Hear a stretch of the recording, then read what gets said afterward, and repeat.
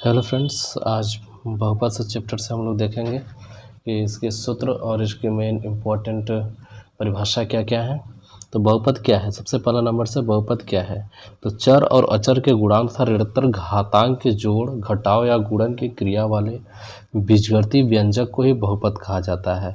यानी x Y के रूप में जो भी यहाँ पर घातांक में होते हैं, जैसे x power 2, x power 3, x power 4, या इस तरीके से करके, या तो कह सकते हैं एक्स वाई जेड के रूप में जितने भी होते हैं उसे ही क्या कहते हैं, बहुपद कहा जाता है।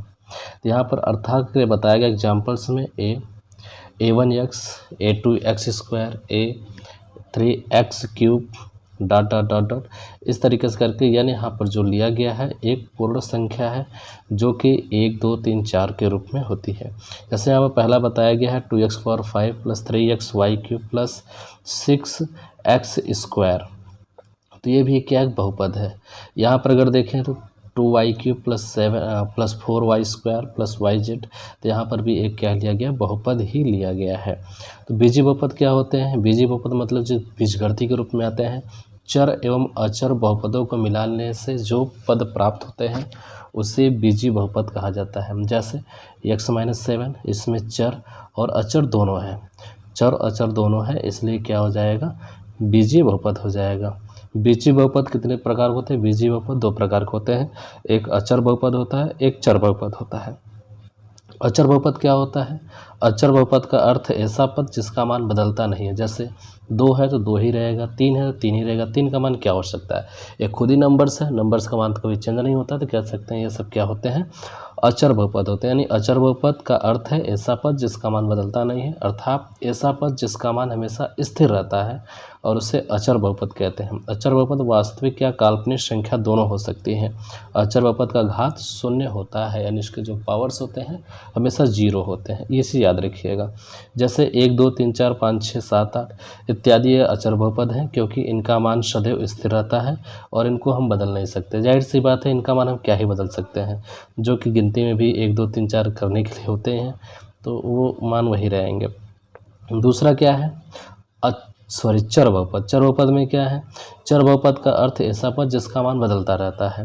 जैसे मान लिए कि x का मान एक बार हमने सॉल्व किया, x का मान 2 आ गया, फिर हमने सॉल्व किया, x का मान यहाँ पर अगले क्वेश्चन को 3 आ गया, एक बार सॉल्व किया, x का मान का 10 आ गया। तो यहाँ पर देख रहे हैं x का मान अलग अलग आ रहा है, यानी x का मान एक बार 2, एक बार 3, एक बार 10, एक बार और सॉल्व करने में कुछ और आ सकता है। तो यहाँ पर जो x का मान है वो स्थिर नहीं है, यानी x का मान लगातार बदल रहा है, तो कह सकते हैं सब क्या होंगे, चर बहुपद कहलाएंगे।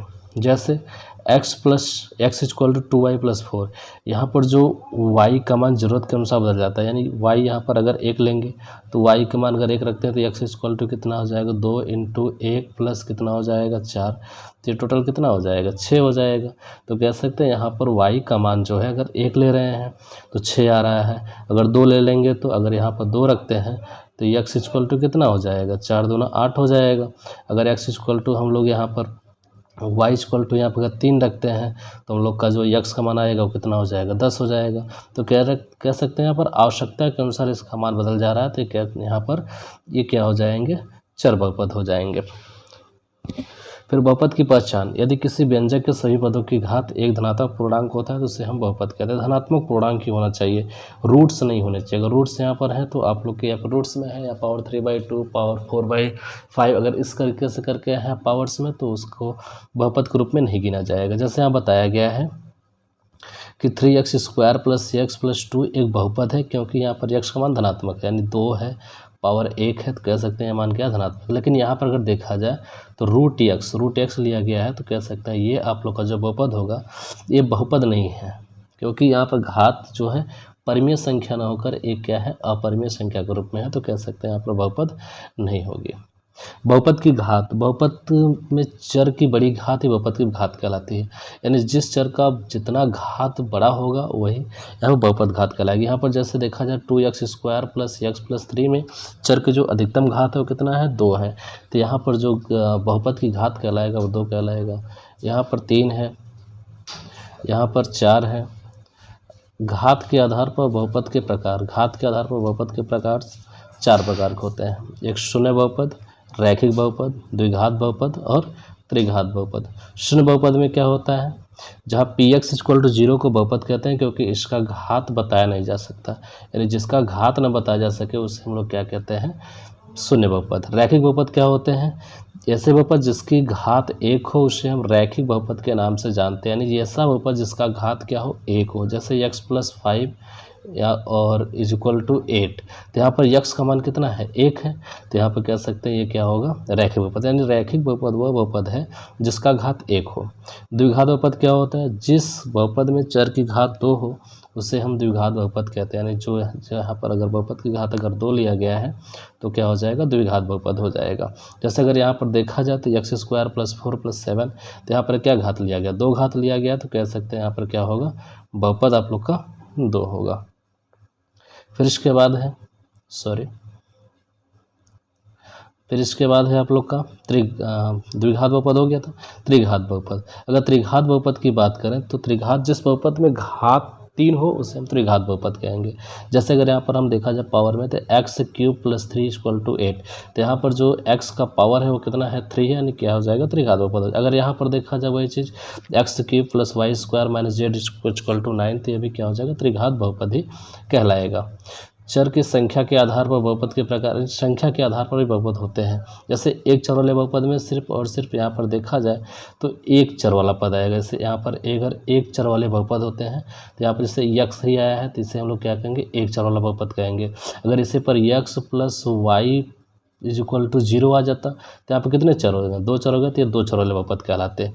ठीक है, अगर यहाँ पर देखा जाए 2 चर, ऐसे बहुपद जिनमें 2 चर हो उन्हें हम 2 चर वाले बहुपद कहते हैं।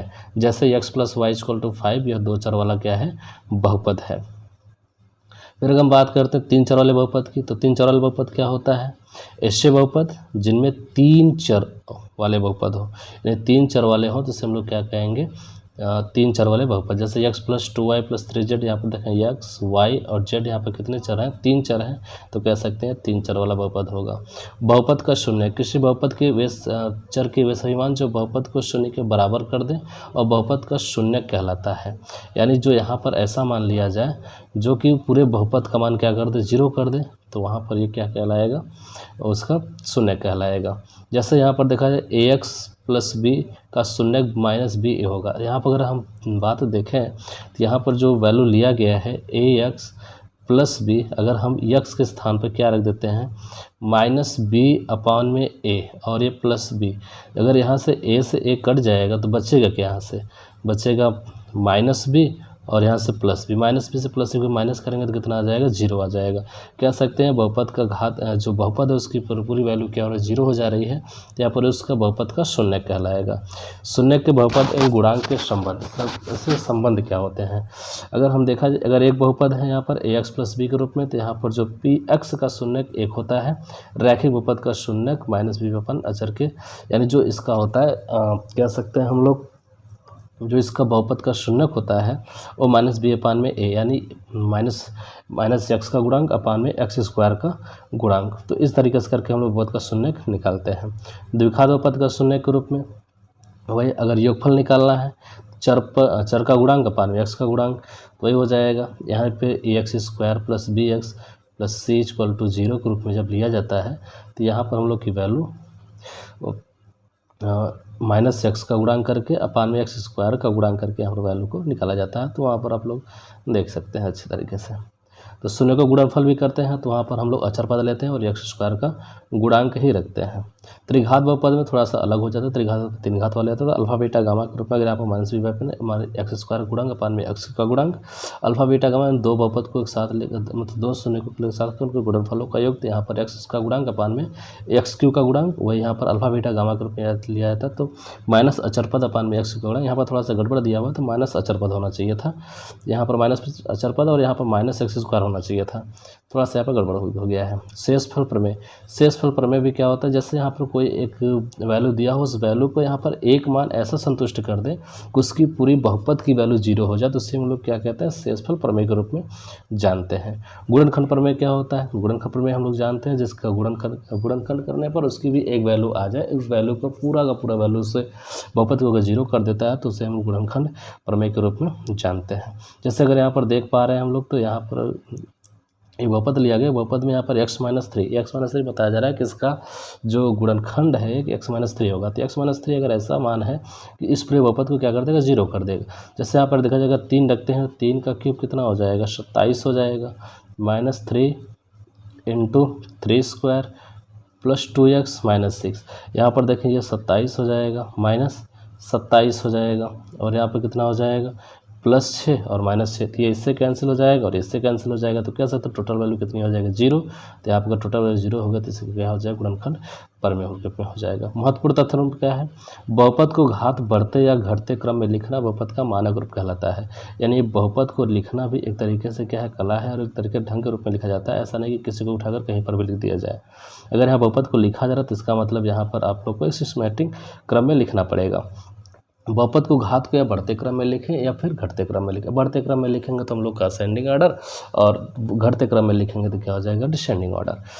तो बहुपद दूसरा नंबर है, बहुपद के चर की सबसे बड़ी घात बहुपद की घात कहलाती है। अभी हमने जस्ट बताया आप लोग, जितना बहुपद का घात बड़ा होगा उससे क्या कहलाएगी, चर बहुपद के रूप में कहलाएगी, यानी बहुपद की घात कहलाएगी।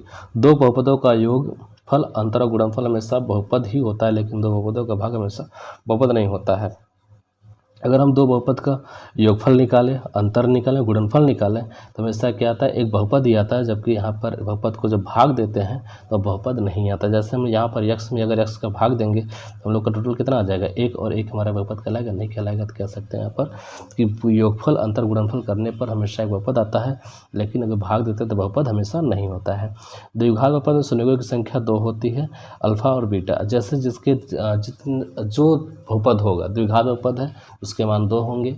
अगर यहाँ पर त्रिघात बहुपद है तो उसके मान भी 3 होंगे। अगर चतुर्थ घात है तो 4 मान होंगे।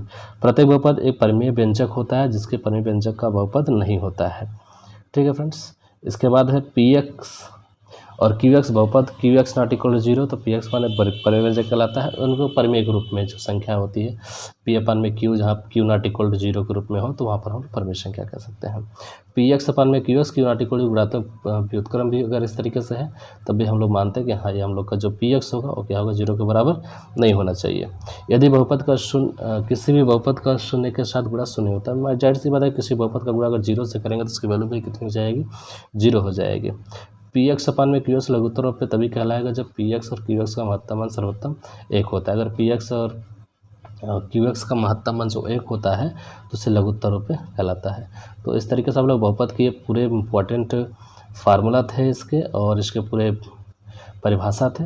तो उम्मीद है कि आप लोगों को वीडियो अच्छा लगा होगा। वीडियो अगर अच्छा लगे तो आप लोग अपने दोस्तों के पास ज़रूर शेयर करें। थैंक यू, धन्यवाद।